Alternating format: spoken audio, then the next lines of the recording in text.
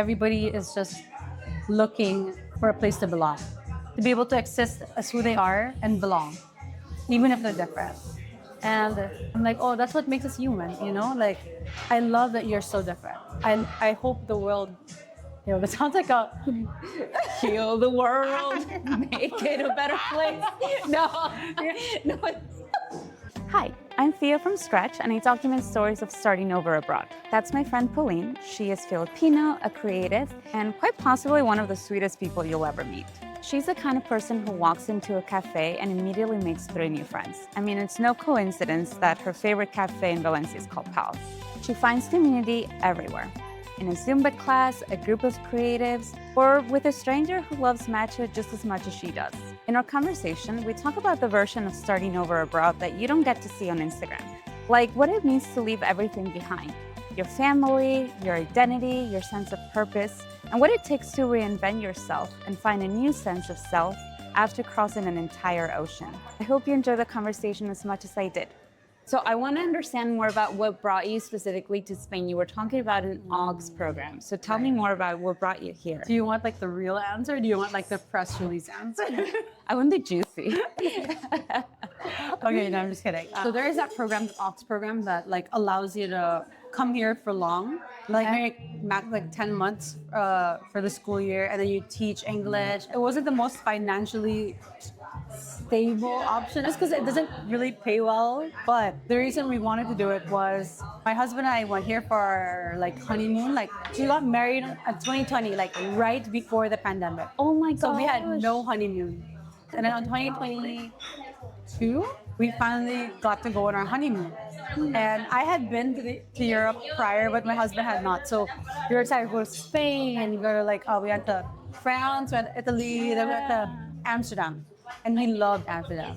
We were looking at our options. And then I remembered this program, this AUX program, and we're like, what if we try? But I'm like, but I'm too old for it. At least I felt like I was too old for it. I'm like, just try, probably won't get it.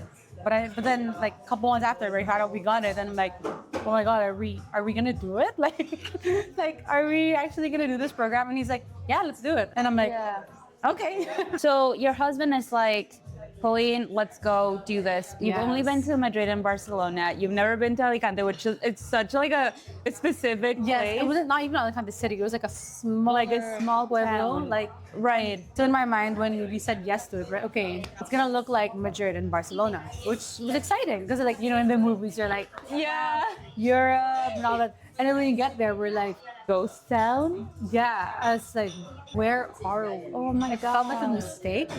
And I'm like, oh my gosh, it's 10 months of this. Oh, wait, and so before you moved to Torrevieja, how were you feeling? Were you feeling excited because you had this idea, or like, how were you feeling? We grew up in very tight-knit families. Okay. Like, extremely tight-knit families, which I'm so thankful for. Yeah. My husband is very close to his family, and I'm super close to mine as well. But also, being newly married, I felt like we both felt like we didn't really know who we were as individuals and as like our own little unit. We grew up in a religious background, so we were also like, who are we if we leave? What will we end up looking like? Who are you as a person? Who am I? Who are we together? So honestly, till the day before we left, I was considering not going. I was like, I don't want to leave my parents. I don't want to leave my siblings. Like, I can't. Like, I love them so much. I have separation anxiety. I can't do it. But my husband was like, no, I think we should do it. Just check. And if it doesn't work out, we can always come back. He is obviously, from us both, he's the more like, we're gonna go. Let's do it. And then you're like, I imagine you like in a roller coaster with your husband and you're like freaking out and he's like, we're gonna do it. So yes, I mean, it literally, right? Because that sounds really, really difficult. And also good for you for like pushing yourself out of your comfort zone, because it sounds like part of your identity as a person, as a daughter, as a sibling, as a woman was your family, right? Absolutely. But my family, church, everything that I could relate to who I was in Manila. It felt really scary to get out of it because who would I be then? What kind of purpose would I serve outside it. You know what I mean? Like, especially in like Asian cultures, there's so much pressure on how people view you or how people think about you. And so when you had all these fears, what pushed you? Like, obviously it sounds like your husband was like really encouraging, but was Yeah. it to say, screw it, we're gonna do it anyway? Well, that is my answer, my husband. Yeah. I think I just jumped, eyes closed. I did not leave with certainty. I did not leave with like sureness, like, oh no, this is where we're gonna go together. And I'm just like, okay. Yeah. I literally blindfolded, he'll catch you, right? Yeah, no, literally. This is what I like about talking to people about their experiences moving abroad, because I think, especially now, like on Instagram, right? We display living our best lives. Oh, yeah. If someone looked at your page or your husband's page, they'd be like, oh my gosh, they're adventurous people. But they don't know like the fears. I wrote in my article the other day, like I was crying on the floor with my dog, like, holy crap, what did I do? Yeah. First week, I imagined this would be magical and it's not magical. So people watching you in a cafe. Yeah. And you're like visa problems. what is Mercadona? Where do I get my face wash? Why didn't they have my acne cream? And it's like, Why is the this- water so hard? why does my shower keep flooding? Yeah, no, literally. So you guys arrived directly to Torrevieja? Yes. Okay. It was a horrible. Tell me about those first few weeks. Oh my gosh. The first few weeks, I think I was more anxious than I should have been. Because I started to realize all the stuff that I had to do. The NIE, the empadronamiento, like all these terms that I didn't understand overwhelmed me so much that I broke down like the second day. I was like hyperventilating, and my husband's like, what do I do? And I'm like, I don't know. I think I was just so scared to have to get into like the paperwork of it. And I wasn't just thinking of myself. I was thinking I have to do this for me and my husband because he was working. All of the things that I'm like, okay, I have to be responsible. And to be honest, I think that was one thing that I was kind of like escaping from Manila because I am the eldest of like of 4. Wow. And I felt like maybe moving to Spain was like my time to find myself. I love my siblings so much. I think a little too much. I think they're super tired of me. I know my friends were sad to see me go. Yeah. But they're also probably like, can you find yourself? Oh.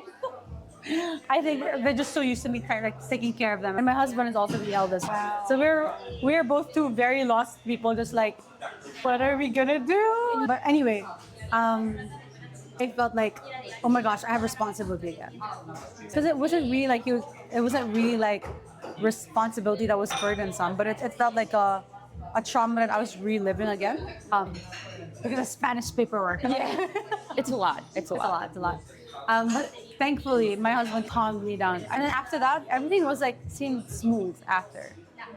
That was just like a turbulent time, maybe like the first 6 months. And then we made friends. That's the thing about pueblos. I feel like smaller towns are also like, because they know everybody, they're also much nicer to you. That's awesome. It's really nice. Let me ask you, Pauline, because this is a real thing. When we think about moving abroad, we think about the experiences, but we don't think about what it means to be here legally, which it's a lot, right? Yes. When you put that responsibility on yourself, what did you learn about yourself in the process? Ooh. Oh my gosh, I remember my therapist telling me is that I have this tendency to catastrophize. When I'm faced with like pressure or responsibility, I'm always thinking of the worst case scenario just so I can be ready for it, which is very useful. It was very useful in those first couple of months, but also I realized very unnecessary. I had to learn how to draw the line between preparing for the worst and living in it. It took out so much of the joy in that first couple of months. And I realized there were things that didn't work out, timing, like papers wise, and the world didn't end. It was uncomfortable for like 2 weeks, and then everything still worked out on its own. And I realized that about myself, like, oh, I have a lot of like mental unlearning to do that living here has given me. Like, oh, we can relax, we can calm down, and because if things don't work out, they will work out in the future one way or another. Yeah, I love that. I'm gonna take that with me.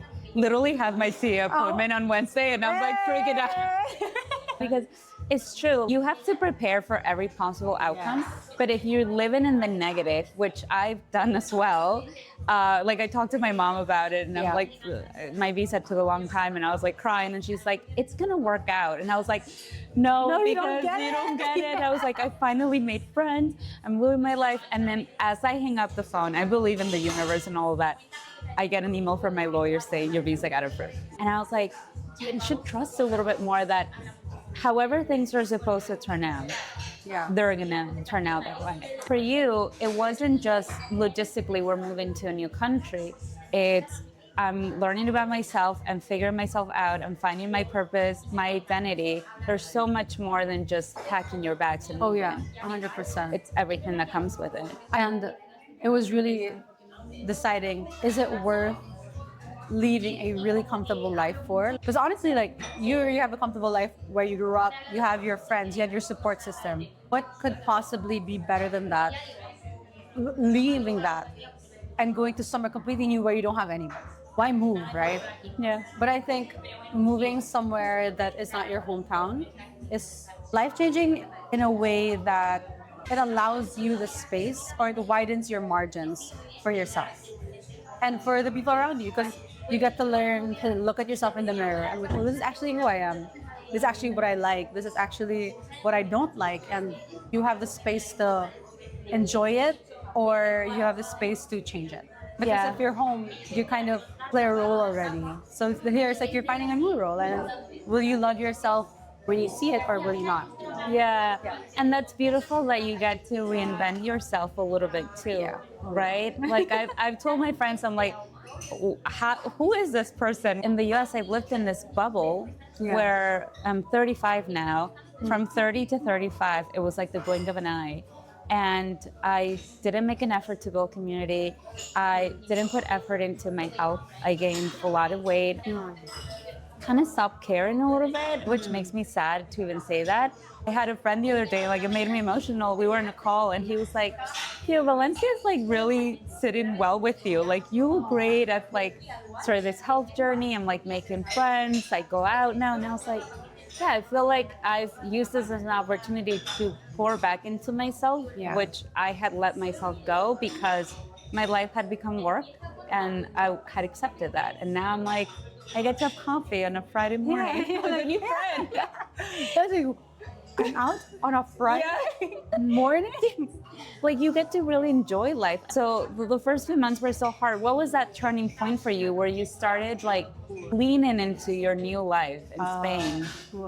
For me, it was, I think I started looking for dance classes. I do not dance.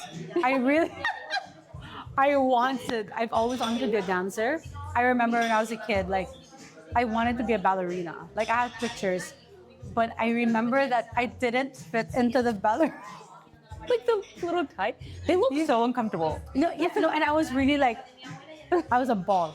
Like, not even like fat. I was like a ball. It was just all around. Yeah, yeah. So I'm just like, you know what? Nobody knows me here. What if I just take dance classes, Zumba classes? Because nobody can make fun of me here and be like, what are you doing? That's what I love about saying nobody cares here. Yeah. It's just so different from like an Asian culture where everybody's like always in their business, but here like nobody cares. So I started joining these Zumba classes and I made friends there.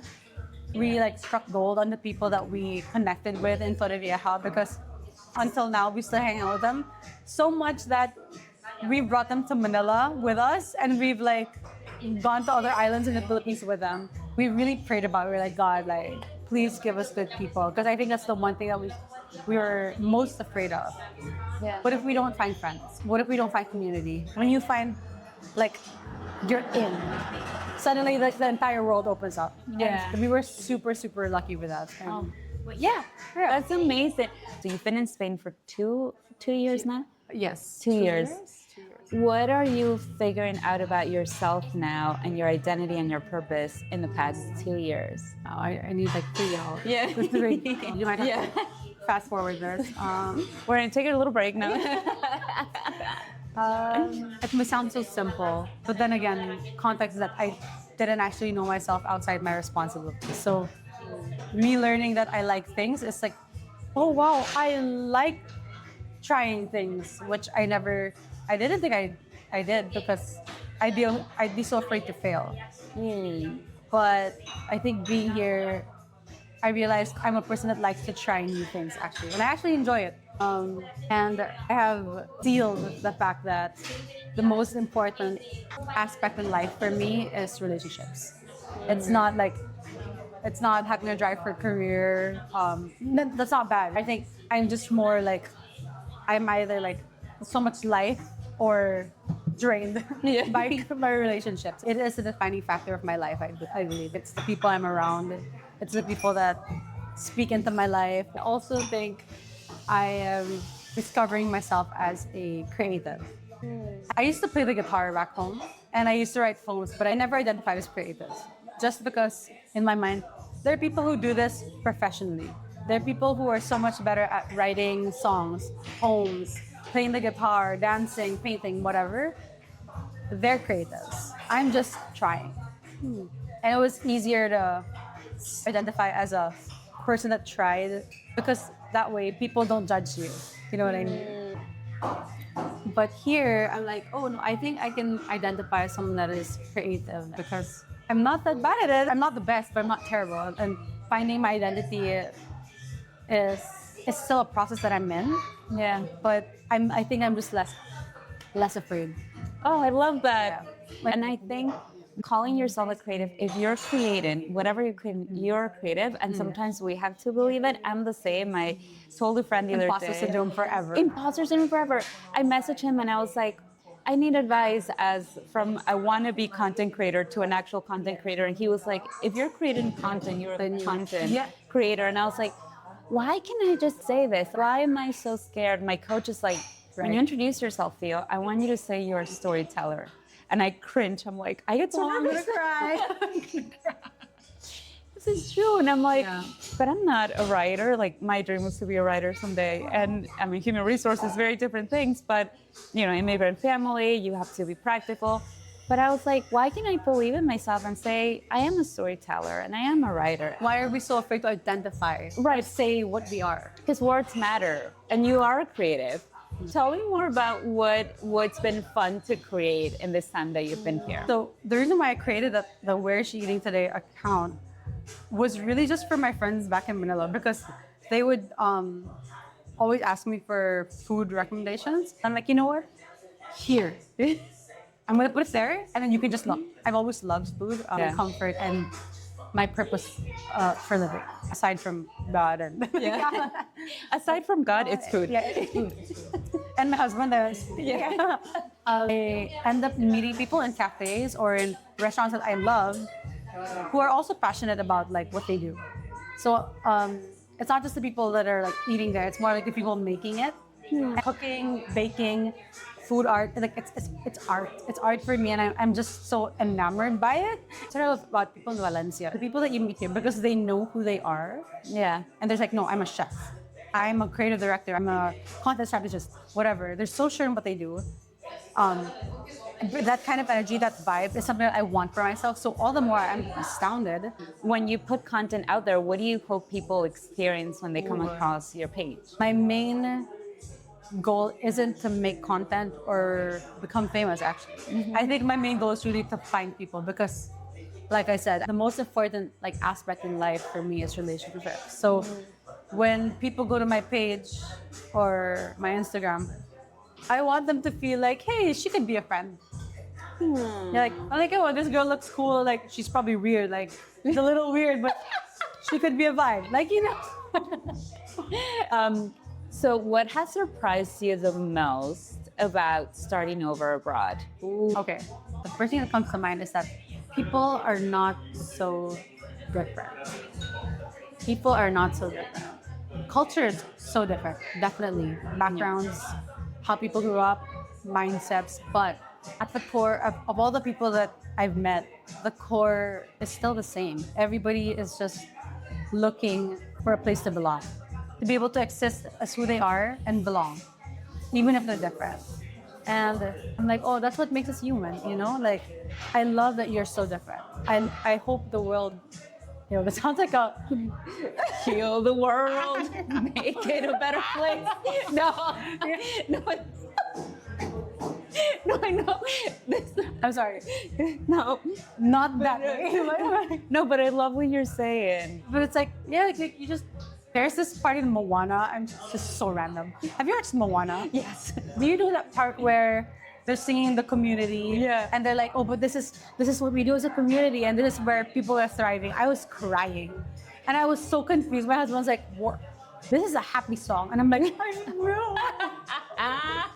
Yeah, I'm like, but I don't know why. He goes, I think you're happy when you see other people thrive. I'm gonna cry. It's okay. Oh my god. When I see like say Olena, I see her like thriving in her favorite direction, I'm like, I'm so happy. Like, and I see like now I find out like, oh my gosh, like you're in HR, but you're finding your place as a storyteller. I'm like, oh my god. I'm gonna cry now, dude. I'm like, oh my god, don't stop. Like, oh my god, stop. Stop it, please. This is so kind. Sorry. People are gonna be like, what are these I like girls they're, doing? I know, what are they on? I just want to see people exist and thrive, especially if it's in the creative like aspect. It makes me so happy that you get so excited about other people too. And so, Pauline, what are you most excited about or looking forward to, even the next like 30 days? So I've gotten into matcha the past couple of years. Like I love matcha. So good. And so I'm working on putting up a little community of girls that like matcha, and then we just like do girly stuff. Because at first it was like, oh, I want to just like teach people how to make matcha properly. I went to Japan to learn about it, like did a whole training on it. But I'm also realizing, is it really matcha that I want to teach, or do I just want to connect people through matcha? I'm like, yeah, no, I think for me it's really connecting people through matcha and like having a little girls community, like 10 other girls like that are like you. We can all just meet for like coffee, cry over like the visa problems, make a scrapbook, do coffee, then go back to like real life. Yeah. It's just like a support group, you know. Yeah. So I'm gonna do a little pop-up soon. I think you would be so great at it. You already are. Really? Yes, yes, because you have that energy. I've enjoyed talking to you so much. Same. Can I give you a hug? Yes, no, like I'm so glad that I met you, and like I know we're gonna continue a conversation without the camera. Come to Pals yes. and make new pals at Pals.